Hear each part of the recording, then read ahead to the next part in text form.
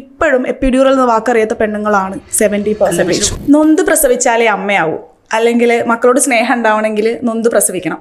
ഇങ്ങനൊരു സമൂഹത്തിൽ എപ്പിഡ്യൂറൽ അല്ലെങ്കിൽ പെയിൻലെസ് ഡെലിവറി, വേദനാരഹിത പ്രസവം, ഇതിൻ്റെ പ്രസക്തി എന്താണ് ഡോക്ടർ? പ്രസവം വളരെയധികം വേദനയുള്ളൊരു പ്രക്രിയയാണ്. നമ്മളത് നാട്ടിൽ നമ്മൾ സുഖപ്രസവം എന്നൊക്കെ പറയുമെങ്കിലും അത്ര സുഖമുള്ള കാര്യമല്ല. അത് അനുഭവിച്ചവർക്ക് അറിയായിരിക്കും അല്ലേ? അപ്പോൾ നമുക്ക് ആ പെയിൻ വരുന്ന ആ സിറ്റുവേഷനിൽ എങ്ങനെയൊക്കെ ഒരു പേഷ്യൻറ്റിന് പെയിൻ റിലീഫ് കൊടുക്കാമെന്നാണ് ഞങ്ങൾ ഡോക്ടർമാർ നോക്കുന്നത്. അപ്പോൾ ആദ്യം ഒരു മെൻസ്ട്രൽ ക്രാംസ് വരുന്ന പോലെ തന്നെ ആദ്യം ഒരു ക്രാമ്പ് വരും, പിന്നെ അതിൻ്റെ ഇൻറ്റൻസിറ്റി കൂടും, ഡ്യൂറേഷൻ കൂടും. പോകെ യൂട്രസ് ആക്ച്വലി ഒരു വലിയ മസിലാണ്, അത് കൺട്രാക്ട് ചെയ്ത് ഈ ബേബിയെ പുഷ് ചെയ്യുകയാണ് ചെയ്യുന്നത്. സർവിക്സ് ഡയലേറ്റ് ചെയ്ത് പുഷ് ചെയ്യും. നല്ല രീതിയിൽ വേദന ഉണ്ടാകുന്ന ഒരു പ്രൊസീജിയർ. അപ്പോൾ ഈ പെയിൻ കുറയ്ക്കാൻ വേണ്ടി ഞങ്ങൾ ചിലപ്പോൾ ഇഞ്ചെക്ഷൻസ് കൊടുക്കും, മരുന്നുകൾ കൊടുക്കും. അതുപോലെ തന്നെ ഒരു 3 സെൻറ്റിമീറ്റർ ഡയലേറ്റഡ് ആകുമ്പോൾ നമ്മൾ എപ്പിഡ്യൂറൽ അനാൽജീസിയ കൊടുക്കും. ഇപ്പം വളരെ പുതിയ കൊടുക്കാൻ പറ്റത്തില്ലേ ഡോക്ടർ? 3 ഡയമീറ്റർ വരുമ്പോൾ തന്നെ ആ ഒരു പെയിൻ തുടങ്ങുമ്പോഴേ നമ്മൾ കൊടുക്കും. ഇതിന് മുമ്പേ തന്നെ നമ്മൾ ഈ പേഷ്യൻറ്റിന് ആൻറ്റിനേറ്റൽ വിസിറ്റിൽ വരുമ്പോൾ തന്നെ അവരോട് നമ്മൾ ചോദിക്കും, നിങ്ങൾക്ക് ഇത് അവൈലബിൾ ആണ്, ഞങ്ങളുടെ ഹോസ്പിറ്റലിൽ അവൈലബിൾ ആണ്, അപ്പോൾ നിങ്ങൾക്ക് ഇത് താല്പര്യം ഉണ്ടെങ്കിൽ നമ്മൾ ഇവരെ കൊണ്ട് അനസ്തറ്റിസ്റ്റിനെ കാണിക്കും. ഈ എപ്പിഡ്യൂറൽ അനൽജീസിയ കൂടുതലും അവരാണ് ഡിസൈഡ് ചെയ്യുന്നത് ഈ പേഷ്യൻറ്റിന് സൂട്ടബിൾ ആണോ, വേറെ എന്തെങ്കിലും കോംപ്ലിക്കേഷൻസ് ഉള്ള ആളാണെന്നൊക്കെ അനസ്തീസിയ ചെക്കപ്പ് കഴിഞ്ഞ ശേഷമാണ് നമ്മൾ ഡിസൈഡ് ചെയ്യുന്നത് കൊടുക്കാവോ എന്ന്. അപ്പോൾ ഈ ഫുൾ ടൈം 24 hours മോണിറ്ററിങ് ഉണ്ടാവണം അനസ്തറ്റിസ്റ്റിൻ്റെ. ഇതൊരു കാത്തീറ്റർ നമ്മുടെ സ്പൈനൽ കോഡിൽ എപ്പിഡ്യൂറൽ സ്പേസിലൊരു കാത്തീറ്റർ ഇട്ടിട്ട് അതിലോട്ട് മരുന്നുകൾ, അനാൽജസിക് മരുന്നുകൾ, പെയിൻ റിലീഫ് മരുന്നുകൾ ഇഞ്ചെക്ട് ചെയ്യുകയാണ് ചെയ്യുന്നത്. അതായത് നമ്മുടെ നടുവിൽ നട്ടെല്ല്. ഇപ്പോൾ സ്പൈനലിൽ കൊടുക്കുന്ന പോലെ തന്നെ ആ ഒരു ഏരിയയിൽ നമ്മൾ ആദ്യം ഒരു നമ്മിങ്, ഒരു ലോക്കൽ അനസ്തെറ്റിക് കൊടുത്തിട്ട് പിന്നെ ഇത് കൊടുക്കും. അപ്പോൾ നമ്പായിട്ട് ഇരിക്കുകയാണ്. അപ്പോൾ എന്ത് പറ്റുമെന്ന് പറഞ്ഞാൽ ഈ പേഷ്യൻറ്റിന് നടക്കാം. ചിലപ്പോൾ വാക്കിംഗ് എപ്പിഡ്യൂറലുണ്ട്, നടന്നുകൊണ്ട് എപ്പിഡ്യൂറൽ എടുക്കുമ്പോൾ എന്താ പറ്റുക, പെയിൻ സെൻസറി ഇതാണ് കുറയുന്നത്.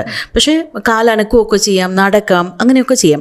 അപ്പോൾ കൂടുതലും ആ ലേബർ പെയിൻ വരുമ്പോഴും പ്രഷർ ഫീൽ ചെയ്യും, പക്ഷേ പെയിൻ അധികം ഉണ്ടാവില്ല. ഇപ്പോൾ ഈയിടെ ദിയ കൃഷ്ണയുടെ വളരെയധികം വൈറലായ ഒരു വീഡിയോ ഉണ്ടല്ലോ, അപ്പോൾ അതിലും ആ കുട്ടിക്ക് ആ പ്രഷറാണ് ഫീൽ ചെയ്യുന്നത്. പക്ഷേ ഒരു പല രീതിയിൽ ഇതുണ്ട്, പക്ഷേ വളരെ നല്ല ഒരു കാര്യമാണിത്. എന്നുവെച്ചാൽ പെയിൻ റിലീഫോട് കൂടി പ്രസവിക്കുക എന്ന് പറയുന്നത്, ഇപ്പോൾ ചിലർ പറയും നൊന്ത് പ്രസവിച്ചാലേ ആവുള്ളൂ എന്ന് പറഞ്ഞാൽ വേദന സഹിക്കുന്നതിന് ഒരു ലിമിറ്റ് ഇല്ലേ? നമ്മളൊക്കെ ഡോക്ടേഴ്സ് എങ്ങനെയൊക്കെ വേദന കുറയ്ക്കാം എന്നുള്ളതാണ് നോക്കുന്നത്. ഡോക്ടർ, ഇപ്പം നമ്മൾ പറയാമല്ലോ, ഇപ്പം എന്ത് പ്രസവത്തിൻ്റെ സമയത്ത്, ഈ പ്രഗ്നൻസിയുടെ സമയത്ത് കഴിക്കുന്നതൊക്കെ കുട്ടിക്ക് കൂടെ വേണ്ടിയുള്ളതാണ്, പോഷകാഹാരങ്ങൾ കഴിക്കണം എന്നൊക്കെ പറയുമല്ലോ. അപ്പോൾ ഈ ഇഞ്ചക്ഷൻ എടുക്കുന്നത് കൊണ്ട് ബേബിക്ക് എന്തെങ്കിലും ഇത് അഫക്റ്റ് ചെയ്യാനുള്ള ചാൻസസ് ഉണ്ടോ? അഫക്റ്റ് എന്ന് വെച്ചാൽ പ്രോപ്പറായിട്ട് നല്ല ക്വാളിഫൈഡ് അനസ്തറ്റിസ്റ്റ് കൊടുക്കുമ്പോൾ കുഞ്ഞിനെ അഫക്റ്റ് ചെയ്യുന്നില്ല. അല്ലെങ്കിൽ പെട്ടെന്ന് BP ഫോളോ, അങ്ങനെ അവർ ഡീഹൈഡ്രേറ്റഡ്, അങ്ങനത്തെ ഡീഹൈഡ്രേറ്റഡ് പ്രസവ വേദന വന്ന് അവർക്ക് ഒരു മോഡറേറ്റ് എക്സസൈസ് ചെയ്യുന്നതിൻ്റെ അത്രയും ആ ബോഡി ബോഡി വർക്ക് ചെയ്യുമ്പോൾ അവർക്ക് അത്രത്തോളം ഇൻപുട്ട് വേണം. അത് വായിൽ കൂടെ കൊടുക്കാനും നമുക്ക് ഭക്ഷണം കൊടുക്കാനും ചിലപ്പോൾ പറ്റത്തില്ല. ഒരു പക്ഷേ പ്രസവിച്ചില്ലെങ്കിൽ സിസേറിയൻ കൊണ്ടുണ്ടെങ്കിൽ ഭക്ഷണം കഴിക്കാൻ പാടില്ല. അപ്പോൾ അതെല്ലാം നമ്മൾ പ്രോപ്പറായിട്ടുള്ള IV ഫ്ലൂയിഡ്സ് നമ്മൾ കൊടുത്തിരിക്കും. അപ്പോൾ ഇവർക്ക് ഈ പ്രോപ്പറായിട്ട് ഹൈഡ്രേഷനും ഇതും ഒന്നും ഇല്ലാത്തവർ ചിലപ്പോൾ ഒരു BP ഫോളോ വന്നിട്ടുണ്ടെങ്കിൽ കുഞ്ഞിനെ വേണമെങ്കിൽ ചെറുതായിട്ട്, പക്ഷെ അങ്ങനെയൊന്നും സംഭവിക്കില്ല. എല്ലാം ക്വാളിഫൈഡ് ആയിട്ടും പ്രോപ്പറായിട്ടാണ് നമ്മൾ. പെയിൻലെസ് സർജറിക്ക് ഒരു പേഷ്യന്റ് തയ്യാറെടുക്കുമ്പോൾ അവർ ശ്രദ്ധിക്കേണ്ട കാര്യങ്ങളുണ്ട്. ഇപ്പൊ എല്ലാവരും പറയും, എന്തൊക്കെ കാര്യങ്ങളാണ് ഈ പെയിൻലെസ് ഈ സർജറിയിൽ ശ്രദ്ധിക്കേണ്ട കാര്യങ്ങൾ? ഈ പെയിൻലെസ് ഇതിൽ നമ്മൾ ആദ്യം ചെയ്ത് നമ്മുടേതായ ഫുൾ ചെക്കപ്പും കാര്യങ്ങളെല്ലാം നോക്കും. ചില കേസസിൽ നമുക്ക് ഈ പെയിൻലെസ് കൊടുക്കാൻ പറ്റില്ല. അത് ഏതൊക്കെയാന്ന് പറഞ്ഞാൽ, ഇപ്പോൾ ഈ ചിലർക്ക് ക്വയഗുലോപ്പതി ഉണ്ടാവും എന്ന് പറഞ്ഞാൽ ബ്ലീഡിങ് ഡിസോർഡേഴ്സ് ഉണ്ടാവാം, എന്തെങ്കിലും കാരണം കൊണ്ട് ഇൻട്രാക്രീനിയൽ പ്രഷർ കൂടുതലുണ്ടാവാം, അങ്ങനെയുള്ളവർക്ക് ഇത് കൊടുക്കാൻ പാടില്ല. പിന്നെ നമ്മൾ കൊടുക്കുന്ന ഏതെങ്കിലും ഒരു മരുന്നിനോട് ചിലർക്ക് അലർജി ഉണ്ടാവാം, അങ്ങനെയുള്ള. അപ്പോൾ നമ്മൾ ഈ പേഷ്യൻറ്റിനെ സെലക്ട് ചെയ്തിട്ടാണ് നമ്മളൊരു സെലക്ഷൻ ചെയ്ത് ഇവർക്ക് വേറെ റിസ്ക് ഒന്നും ഇല്ല എന്നുള്ളത് തീരുമാനിച്ചിട്ടാണ് നമ്മൾ അനസ്തീസിയ വിടുന്നത്. അവിടെ രണ്ടാമതും അവർ ചെക്ക് ചെയ്ത് നട്ടലിന് എന്തെങ്കിലും വളവുണ്ടോ, അല്ലെങ്കിൽ കൈഫോസിസ്, സ്കോലിയോസിസ്, അല്ലെങ്കിൽ അങ്ങനെയുള്ള എന്തെങ്കിലും നട്ടലിന് ബുദ്ധിമുട്ടോ, അല്ലെങ്കിൽ പ്രീവിയസ് സ്പൈനൽ സർജറീസ്, അങ്ങനെ എന്തെങ്കിലുമൊക്കെ ഉണ്ടോ എന്നൊക്കെ നോക്കി അവരുടെയും ഒരു ചെക്കിങ് കഴിഞ്ഞ ശേഷമാണ് നമ്മൾ ഇതിന് പറ്റുമോ എന്നുള്ള, ക്വാളിഫൈ ചെയ്യുമോ എന്നുള്ളത് ആദ്യം ചെയ്യുന്നത്. പക്ഷേ എനിക്കൊരു എക്സ്പീരിയൻസ് ഉള്ളതിന്റെ പുറത്ത് ഞാൻ പറയാണ്. അപ്പോൾ എനിക്ക് ഈ എപ്പിഡ്യൂറൽ എന്നുള്ള വാക്ക് ഞാൻ കേൾക്കുന്നത് 6 മണിക്കൂർ പ്രസവ വേദന അനുഭവിച്ച് കഴിഞ്ഞ് എനിക്ക് മരിച്ചാൽ മതി ഡോക്ടറെ, എന്നെ കൊന്നോളൂ എന്ന് ഞാൻ പറയുന്ന സാഹചര്യത്തിൽ ഡോക്ടർ വന്ന് എൻ്റെ പാരൻസിനെ പുറത്തുനിന്ന് വിളിച്ചിട്ട് അവരോട് പറയുകയാണ് ഈ കുട്ടിക്ക് ഇനി സഹിക്കാൻ പറ്റും തോന്നണില്ല, എപ്പിഡ്യൂറൽ കൊടുക്കട്ടെ എന്ന്. എൻ്റെ അമ്മ ശരിക്കും പറഞ്ഞ അന്തം വിട്ടുന്നു. എപ്പിഡ്യൂറൽ അതെന്താ? 12 വർഷം മുന്നത്തെ കാര്യമാണ് ഞാൻ പറയുന്നത്. സ്റ്റിൽ ഇപ്പോഴും എപ്പിഡ്യൂറൽ എന്ന വാക്കറിയാത്ത പെണ്ണുങ്ങളാണ് 70%. ഒരു പരിധി വരെ ഇപ്പം കൊച്ചിയിലോ അല്ലെങ്കിൽ തിരുവനന്തപുരത്തോ കോഴിക്കോടുള്ള ഹോസ്പിറ്റലിൽ, മെട്രോപൊളിറ്റൻ സിറ്റിയിലുള്ള ഹോസ്പിറ്റലിൽ പറയുമായിരിക്കും. പക്ഷേ കുറച്ചങ്ങോട്ട് മാറിക്കഴിഞ്ഞാൽ കേരളത്തിൽ ഇപ്പോഴും ഇത് ചെല്ലുമ്പോൾ ഇങ്ങനൊരു സർജറി പോസിബിൾ ആണ് എന്നുള്ള കാര്യം ആദ്യം പറയാറില്ല. അപ്പം അത് ഈ പറഞ്ഞ പോലെ ഇപ്പോൾ ഒരു ഫസ്റ്റ് ചെക്കപ്പിന് വരുമ്പോൾ തന്നെ ഇങ്ങനെ സംഭവങ്ങളുണ്ട്, ഈ പറഞ്ഞ നിങ്ങൾക്ക് ഈ പറഞ്ഞ പെയിൻലെസ് സർജറീസ് പോസിബിലിറ്റി ഉണ്ട്, നമുക്കത് ചെക്ക് ചെയ്യാം എന്നൊരു അവയർനെസ് ഫാമിലീസിനോട് കൊടുക്കണ്ടേ? ഇതെല്ലാം എപ്പോഴും ബിക്കോസ് ആന്റിനേറ്റൽ ചെക്കപ്പിന് റെഗുലർലി വരുന്നവർക്ക് നമ്മൾ ഇതെല്ലാം പറഞ്ഞു കൊടുക്കാറുണ്ട്. ഡോക്ടേഴ്സ് ഇതിനെപ്പറ്റി ഇതിന് ഉറപ്പായിട്ടും നമ്മൾ ഉറപ്പായിട്ട് പറയാറുണ്ട്, ഇങ്ങനെ ഇത് അവൈലബിൾ ആണ്, പെയിൻലെസ് ഡെലിവറീസ് അവൈലബിൾ ആണ് നിങ്ങൾക്ക്. ആ സമയത്ത് തന്നെ നമ്മൾ പറയും ഹസ്ബൻഡിനെ കയറ്റുന്ന കാര്യം, ഫാമിലി കയറ്റുന്ന കാര്യം, ഇതെല്ലാം see the whole family has to be counselled for it. ഇങ്ങനൊരു സംഭവമുണ്ട്, അപ്പോൾ അവർ ചോദിക്കും എത്ര റേറ്റ് ആവും, ഇതെല്ലാം എല്ലാം ഇമ്പോർട്ടൻ്റ് ആണല്ലോ. അപ്പോൾ അവരത് പോയി അന്വേഷിച്ചു, അത് ഓക്കെ ആണോ നോക്കി. അപ്പോൾ ചിലരൊക്കെ മെഡിക്ലെയിം ഉള്ളവരായിരിക്കും, അവർ നോക്കിയിട്ട് പറയും അവർ എങ്ങനെയാണെന്നുള്ളത്. അപ്പം നമ്മൾ ഓപ്ഷൻസ് കൊടുക്കാറുണ്ട്. നമ്മൾ മെനുവിൽ കഫേയിൽ ചെന്നിട്ട് മെനു നോക്കുന്ന പോലെ ഇതൊക്കെ അവൈലബിൾ ആണ്, ഞങ്ങൾ ഇങ്ങനത്തെ സർവീസസ് ഒക്കെ അവൈലബിൾ ആണ്. If you are willing for it we R fine with it. പക്ഷേ മെയിൻ തമാശ എന്ന് പറഞ്ഞാൽ ഇപ്പോൾ പറഞ്ഞില്ലേ ഇതിൻ്റെ ബഡ്ജറ്റ് എപ്പിഡ്യൂറലിന് വെറും 10,000 rupees ആയിരുന്നു അന്ന്, ഇപ്പം എത്രയാണെന്നറിയില്ല. പക്ഷേ ഒരു കല്യാണത്തിന് ഒരു വീട്ടുകാർ ചെലവാക്കുന്ന ലക്ഷങ്ങളിൽ നിന്ന് അവർക്കൊരു 10,000 രൂപ ഇതിന് ഇൻവെസ്റ്റ് ചെയ്യാനില്ല എന്നുള്ളത്. ആ ഒരു വേദന കുറയ്ക്കണം. അതെന്താണ് അത് വലിയ ഇതിൽ ഈ ക്വസ്റ്റ്യൻ ഒരു കാര്യം ഉണ്ടായിരുന്നു. ഇത് പെയിൻലെസ് സർജറി എന്ന് പറയുമ്പോൾ ഇതിൽ ഈ പറയുന്ന ഭാര്യയ്ക്കും ഭർത്താവിനും അല്ലാതെ ഈ ഫാമിലിയുടെ ഒരു മിസ്കൺസെപ്ഷൻ ഉണ്ടോ? അവരെന്തെങ്കിലും ഒരു മിത്തായിട്ട് ഇതിങ്ങനെ വെച്ച് കുഞ്ഞിന് എന്തെങ്കിലും, ഞാൻ നേരത്തെ ചോദിച്ച പോലെ കുഞ്ഞിന് എന്തെങ്കിലും ബാധിക്കുമോ, ഇങ്ങനെ ഒരു മിസ്കൺസെപ്ഷൻ ആൾക്കാരുടെ മനസ്സിലുണ്ടോ? ഉണ്ട് എല്ലാവർക്കും. ഇപ്പോൾ ഇന്നത്തെ കാലത്ത് ബേസിക്കലി ഇപ്പോൾ ഞങ്ങൾ കൊടുക്കണം മരുന്ന് കഴിക്കാനാണ് അവർക്ക് ബുദ്ധിമുട്ട്. ഈ വഴി പോകുന്ന പാനിപ്പൂരി അതും ഇതൊക്കെ കഴിക്കുന്നതിനൊന്നും അത് വെള്ളമൊക്കെ എന്ത് എവിടുന്ന് വെള്ളമെന്ന് പോലും നോക്കുന്നില്ല. അത് കഴിച്ച് ഫുഡ് പോയ്സണിങ്, ഫുഡ് എല്ലാം ഓക്കെ, മാവേ കയറുന്നു, മസാല ദോശ വാങ്ങിക്കുന്നു, എല്ലാം ഉണ്ട്. ആ കൂടെ വരും പാനിപ്പൂരി. പക്ഷേ ഞങ്ങൾ എന്തെങ്കിലും മരുന്ന് കൊടുത്താൽ പറയും അയ്യോ ഇതിന് സൈഡ് എഫക്റ്റ് ഉണ്ട്. ഓക്കെ, ഹോർമോൺസ് എന്തെങ്കിലും എഴുതിയാൽ പറയും അയ്യോ ഞങ്ങളുടെ ഇത് ഹോർമോൺ ഗുളിക ഞങ്ങൾ തൊടൂല. പക്ഷെ ഇവർ കഴിക്കുന്ന ചിക്കനും ബീഫ് പാല് ഇത് പോകുന്ന എല്ലാത്തിലും ഇവർക്ക് ചിക്കൻ വണ്ണം വെച്ചാലേ കാശ് കിട്ടുള്ളൂ. അപ്പോൾ അത് ഹോർമോൺസ് തള്ളി കയറ്റിയിട്ടാണ്. എന്നിട്ട് ഇപ്പൊ PCOD എല്ലാം ഭയങ്കര ഹൈ ആണല്ലോ. ഇപ്പൊ ചിക്കൻ നിർത്താൻ പറയുമ്പോൾ എല്ലാവർക്കും ഭയങ്കര വിഷമമാണ്, KFCയും ചിക്കനും ഒക്കെ. പക്ഷെ അത് നിർത്തുമ്പോൾ തന്നെ ഒത്തിരി പേർക്ക് മാറ്റങ്ങൾ സംഭവിക്കുന്നുണ്ട്. ഈ ഇപ്പൊ എപ്പോഴും നേരത്തെ സംസാരിച്ചിട്ടുള്ള ടോപ്പിക്കുകളാണ്. ഭക്ഷണവും പ്രഗ്നൻസിയും ഭയങ്കര റിലേറ്റഡ് തന്നെ അല്ലേ? അപ്പൊ ഇപ്പൊ ഒരു നല്ല പ്രസവം അല്ലെങ്കിൽ ഇപ്പൊ സുഖപ്രസവം എന്നല്ല പറഞ്ഞത്, ഒരു ഹെൽത്തി ആയിട്ടുള്ള ഒരു പ്രസവം നടക്കണം. ഇപ്പൊ പെയിൻലെസ് ആയിട്ടുള്ളത് ഈ ചില ആൾക്കാർക്ക് പറഞ്ഞിട്ടുണ്ട് വലിയ കുഴപ്പമില്ല, അത്ര പെയിൻ ഇല്ലായിരുന്നു. അപ്പം നമുക്കൊരു പ്രോപ്പർ ഫുഡിലൂടെയും ഇത് പെയിൻ കൺട്രോൾ ചെയ്യാൻ പറ്റുമോ? ബാലൻസ് പെയിൻ കൺട്രോൾ ചെയ്യുന്നത് ഓരോ ഇൻഡിവിജ്വലിന്റെ പെയിൻ ത്രഷോൾഡ് അനുസരിച്ചിട്ടാണ്. എല്ലാവരും ഒരുപോലെ അല്ല. പെയിൻ അതായത് കൊച്ചിലേ തൊട്ടേ അവർ അങ്ങനെയാ. അപ്പൊ പിന്നെ പ്രഗ്നൻസിയിൽ ഒരു ഭക്ഷണം കൊണ്ട്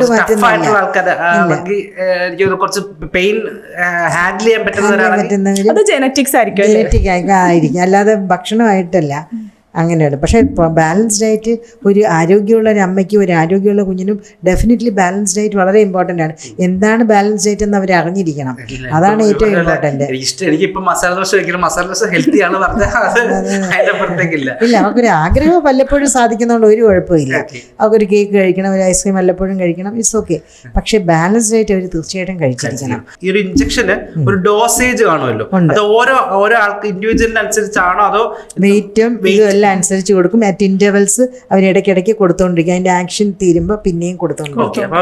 നമ്മുടെ ഓരോ ഇൻഡിവിജ്വലിന്റെ വെയിറ്റ് അനുസരിച്ചാണ് ഇതിന്റെ ഡോസ് നിശ്ചയിക്കുന്നത്. ഒരു സിംഗിൾ ഡോസ് അല്ല, പകുതി വെച്ചാണ് കുറച്ച് ഇടയ്ക്കിടയ്ക്ക് കൊടുത്തോണ്ട് ഇത് ഈ സ്പൈനകത്ത് ഒരു കാത്തീറ്ററി വെച്ചിരിക്കുകയാണ്, ഇട്ട് വെച്ചേക്കാം. അപ്പൊ അത് കഴിഞ്ഞിട്ട് ലോ ഡോസ് നമുക്ക് ഭയങ്കരമായിട്ട് കൊടുക്കൂല, ലോ ഡോസ് ആയിട്ട് കൊടുത്തിട്ട് ആ പെയിൻ അലീവ് ചെയ്യുന്നുണ്ടോ, ആ പെയിൻ മാറുന്നുണ്ടോ നോക്കിയിട്ട് പിന്നെ ആ ഇൻ്റർവൽസ് ഇപ്പോൾ ഈ പെയിൻ പ്രസവത്തിൻ്റെ വേദന എങ്ങനെയാണ് കൂടി, ഇപ്പോൾ പെൻസ്ട്രൽ ക്രാംസിന് തന്നെ ഒരു ഭയങ്കര ഹൈ പെയിൻ ആണ്. അപ്പോൾ ആ പെയിൻ കൂടി കൂടി വരുമ്പോൾ നമ്മൾ ഈ കാത്തീറ്റർ പിന്നെ വേറെ കുത്തേണ്ട ആവശ്യമില്ല, ഓൾറെഡി കാത്തീറ്റർ അകത്ത് ഇരിക്കുക, ഇപ്പം IV ക്യാനിൽ ഇടുന്ന പോലെ ഓൾറെഡി ഇരിക്കുകയാണ്. അതിലൂടെ അവര് വന്നു അവര് ഒരു കാര്യമുണ്ട്, എപ്പിഡ്യൂറൽ എല്ലായിടത്തും കൊടുക്കാൻ പറ്റില്ല. 24 hours അനസ്തെറ്റിസ്റ്റ് അവിടെ ഉണ്ടാവണം, എങ്കിലും മാത്രമേ ഉള്ളൂ. വെച്ചാൽ എന്തെങ്കിലും ഒരു പ്രോബ്ലം വന്നാൽ ഞങ്ങളൊരു ടീമായിട്ട് അത് ഹാൻഡിൽ ചെയ്യുന്നത്. ബിക്കോസ് അനസ്തെറ്റിസ്റ്റും ഗൈനക്കും എല്ലാവരും കൂടെ ഒരു ഫുൾ ടീം, നിയോണറ്റോളജി ഇതെല്ലാം കൂടെ ഒരു ഫുൾ ടീമാണ്. ഒരു അമ്മയും കുഞ്ഞിനെയും ഹാൻഡിൽ ചെയ്യാന്ന് പറഞ്ഞാൽ അത്ര സിമ്പിൾ. ബിക്കോസ് എല്ലാ പ്രസവവും അത്ര എളുപ്പമില്ല. ഈ കുട്ടി വെളി വരുന്നവിടം വരെ ഞങ്ങളെല്ലാം ടെൻഷനിലാണ്. ചില കുട്ടികളുണ്ട് തല മാത്രം വെളി വന്നിട്ട് ഷോൾഡർ സ്റ്റക്കാവും. എന്ന് വെച്ചാൽ ഇച്ചിരി വെയിറ്റ് കൂടുതലുള്ള 4-4.5 കിലോ ഉള്ള ബേബീസ് അങ്ങനെയൊക്കെ വരാം. അപ്പോൾ ഒരു ഡെലിവറി അവസാനം വരെ നമ്മൾ നല്ല ടെൻഷനിൽ തന്നെയാണ് നമ്മളിത് വാച്ച് ചെയ്യുന്നതും കണ്ടക്ട് ചെയ്യുന്നതും. അതെ, ഈ എപ്പിഡ്യൂറൽ എന്ന് പറയുമ്പോൾ ഈ ഡോക്ടർ പറഞ്ഞ പോലെ തുടക്കം ആയിരിക്കും ചിലർക്ക് എപ്പിഡ്യൂറൽ കൊടുക്കുക പെയിൻ സ്റ്റാർട്ട് ചെയ്യുമ്പോൾ തന്നെ. ചിലർക്ക് ഇൻഡ്യൂസ് ചെയ്താണല്ലോ പെയിൻ വരുന്നത്. ഇന്ന സമയത്ത് നമ്മളെ ലേബർ റൂമിലേക്ക് കൊണ്ടുപോയിട്ട് പെയിൻ ഇൻഡ്യൂസ് ചെയ്യും. അങ്ങനെ പെയിൻ സ്റ്റാർട്ട് ചെയ്യുമ്പോൾ തന്നെ അറിയുന്നവർ ഓൾറെഡി ആദ്യം എപ്പിഡ്യൂറൽ വേണമെന്ന് പറഞ്ഞെടുക്കുന്നുണ്ടാവും. ഇത് അറിയാത്ത ആൾക്കാർ ഈ പറഞ്ഞ പോലെ 5-6 മണിക്കൂർ വേദന അനുഭവിച്ചതിന് ശേഷം ഈ എപ്പിഡ്യൂറൽ ഇഞ്ചെക്ട് ചെയ്യുമ്പോൾ അത്രയും നേരത്തെ വേദന അനുഭവിച്ചു. എപ്പിഡ്യൂറലിന് ശേഷം പിന്നൊരു തരിപ്പ, പിന്നെ ഇവിടെ താഴേക്ക് മരവിപ്പ, അതായത് ബേബി പുറത്തേക്ക് വരുന്ന ഒരു വലിയ വേദന ഉണ്ടല്ലോ, അത് അവർ അറിയുന്നില്ല എന്നുള്ളതാ. പക്ഷേ മൈ ക്വസ്റ്റ്യൻ ഈസ്, ഈ വേദന ദൈവം നമുക്ക് തന്നിരിക്കുന്നത് ഈ കുട്ടിയുടെ മൂവ്മെന്റ്സ് നമുക്ക് അറിയാനും ഈ പുഷ് എന്ന് പറയുമ്പോൾ പുഷ് ചെയ്യാനായിട്ടും വേണ്ടിയിട്ടാണ്. എപ്പിഡ്യൂറൽ എടുക്കുമ്പോൾ പുഷ് ചെയ്യാൻ പറഞ്ഞാൽ നമുക്ക് മനസ്സിലാവുന്നില്ല. പുഷ് ചെയ്യാൻ ട്രൈ ചെയ്താലും ഞാൻ പുഷ് ചെയ്യുന്നുണ്ടോ എന്ന് എനിക്ക് മനസ്സിലാവുന്നില്ല, കാരണം ഇവിടെ നിന്ന് അങ്ങ് മരവിച്ചിട്ടാ.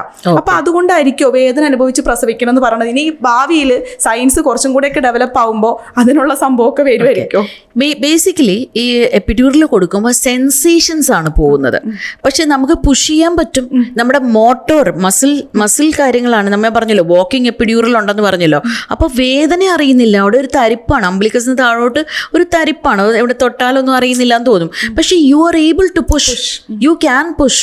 നമുക്ക് പുഷ് ചെയ്ത് ഡോസ് കുറച്ച് അത് നമ്മൾ മോണിറ്റർ, ഞാൻ പറഞ്ഞല്ലോ 24 hours അനസ്തെറ്റിസ്റ്റ് ഉണ്ടാവും കൂടെ നമ്മുടെ, അവർ മോണിറ്റർ ചെയ്തിട്ടാണ് ടുവേർഡ്സ് എൻഡ്. അപ്പം ഞങ്ങൾ പറയും ഇത്ര ഡയലേറ്റഡ് ആണ്, കുട്ടിയുടെ തല ഇപ്പോൾ വരും, ഇപ്പോൾ പുഷ് ചെയ്യാറായിട്ടുണ്ട്. പിന്നെ ആ സമയത്ത് ഇപ്പോൾ അമ്മയ്ക്ക് പുഷ് ചെയ്യാൻ പറ്റാത്ത ഒരു സിറ്റുവേഷനിലാണ് ഞങ്ങൾ വാക്യൂം അല്ലെങ്കിൽ ഫോഴ്സെപ്സ്. വാക്യൂം എന്ന് പറഞ്ഞാൽ എന്താ, ഒരു വാക്യൂം സക്ഷൻ, ബേബിയുടെ തല വന്നിരിക്കുക, അമ്മ അങ്ങ് ടോട്ടലി എക്സോസ്റ്റഡ് ആയി കഴിയുമ്പോൾ നമ്മൾ വാക്യൂം ഇട്ട് വെളിയിലെടുക്കും.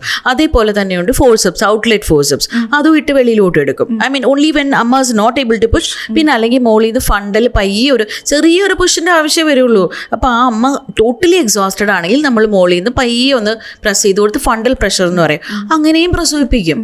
സോ ദാറ്റ് ഇസ് ബേബി പുറത്തേക്ക് വരാനായിട്ട് ഇപ്പൊ 4 കിലോ ഉള്ള ബേബി ആയിരുന്നെങ്കിൽ അവർ വെജൈനയുടെ താഴേക്ക് ബ്ലേഡ് വെച്ച് കീറി കൊടുക്കും. ബ്ലേഡ് അല്ല, കത്രിക കീറി കൊടുക്കും. അപ്പൊ അത് കഴിഞ്ഞിട്ട് കുട്ടി പുറത്തേട്ട് വരുമ്പോ അവിടെ ഡോക്ടർ ഇരുന്ന് സ്റ്റിച്ച് ചെയ്യുമല്ലോ. ആ സമയത്ത് ഈ എപ്പിഡ്യൂറലിന്റെ ഇൻഫ്ലുവൻസ് കൊണ്ടിട്ടുള്ള മരവിപ്പാണോ അല്ലെങ്കിൽ വേറെ ഇഞ്ചക്ഷൻ എപ്പിഡ്യൂറൽ സാധാരണ എപ്പിഡ്യൂറൽ ഉള്ളവർക്ക് നമ്മൾ പിന്നീട് വേറെ എടുക്കേണ്ട ആവശ്യം വരില്ല. ഈ എപ്പിഡ്യൂറൽ കൊടുത്താൽ ചിലപ്പോൾ ഒരു ഇപ്പോൾ ഡെലിവറി ഒക്കെ ആണെങ്കിൽ 24 hours വരെ നമുക്കത് കണ്ടിന്യൂ ചെയ്ത് പോവാം.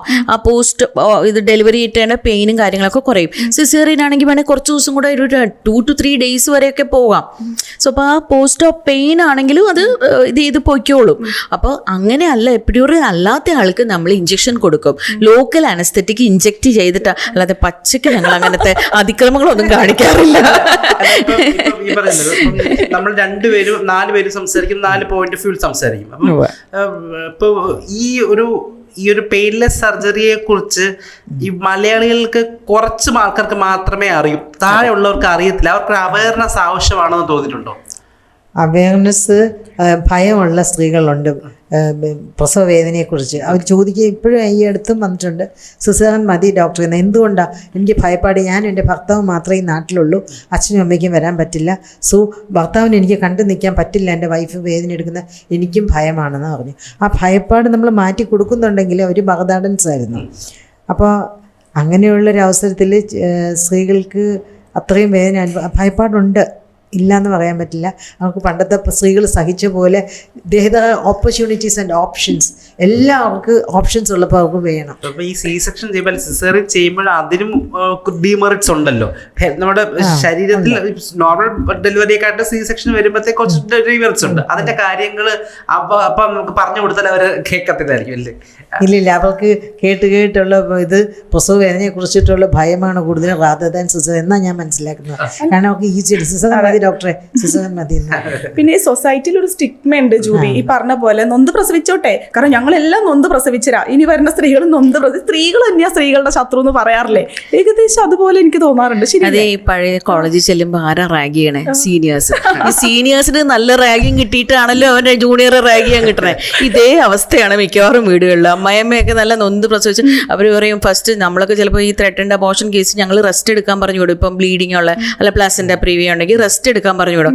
അപ്പോൾ അവർ പിറ്റേ ഒരു കുറ്റി ചൂലെടുത്തിട്ട് പറയുമ്പോൾ ഞങ്ങളൊക്കെ ഈ മുറ്റം മുഴുവൻ നല്ല സ്മൂന്നറായിട്ട് ഉടച്ച് ഞങ്ങളിങ്ങനെ തുമ്മിയപ്പോൾ കൊച്ചു വെളിയിലോട്ട് വന്നു, അല്ലെങ്കിൽ ഇങ്ങനെ ഒരു ഒലക്കിയിട്ട് കുത്തിയപ്പോൾ കൊച്ചു വെളിയിൽ വന്നു, അങ്ങനെയൊക്കെയുള്ള കാര്യങ്ങൾ പറയും. പക്ഷേ അവർ മനസ്സിലാക്കേണ്ട ഇത് ഇൻഫെർട്ടിലിറ്റി കഴിഞ്ഞ് 10 വർഷം കഴിഞ്ഞ് കൺസീവ് ചെയ്ത കൊച്ചായിരിക്കും. നമ്മൾ ഹൈ റിസ്ക് പ്രഗ്നൻസി എന്ന് പറയുന്നത് കൊച്ചിനോടായിരിക്കും ഈ കുറ്റിച്ചൂലും എടുത്ത് തൂക്കാൻ പറയുന്നത് ചെറിയ ഇതുമായിട്ട്. അപ്പോൾ നമ്മൾ ഓരോ കേസ് അപ്പം ഞാൻ സാധാരണ പറയാറുണ്ട്.